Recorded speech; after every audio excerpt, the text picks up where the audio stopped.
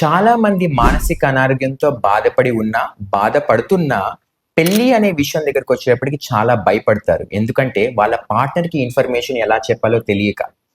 First and foremost వెంటనే ఈ problem చెప్పడం కంటే నా సజెషన్ ఫస్ట్ ఆ అవతల పర్సన్ అండర్‌స్టాండింగ్ ఉంటారా? మిమ్మల్ని యాక్సెప్ట్ చేసే తత్వం వాళ్ళలో ఉందా లేదో మీరు ఫస్ట్ ఇనీషియల్‌గా అసెస్‌మెంట్ చేయండి.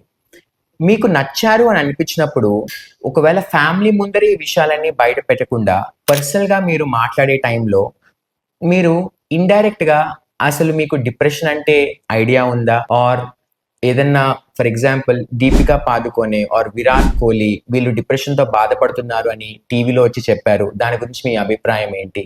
అట్లాగా డిస్కషన్ స్టార్ట్ చేసి, వాళ్ళ ఫేషియల్ ఎక్స్‌ప్రెషన్, వాళ్ళ రెస్పాన్సెస్ బట్టి, వాళ్ళ యాటిట్యూడ్ టువర్డ్స్ మెంటల్ ప్రాబ్లమ్స్ మనం తెలుసుకోవచ్చు. తర్వాత నేను ఆ టైంలో, ఆ సందర్భంలో ఇట్లా ఇబ్బంది పడి, ఇట్లా డిప్రెషన్‌కి లోనయ్యాను.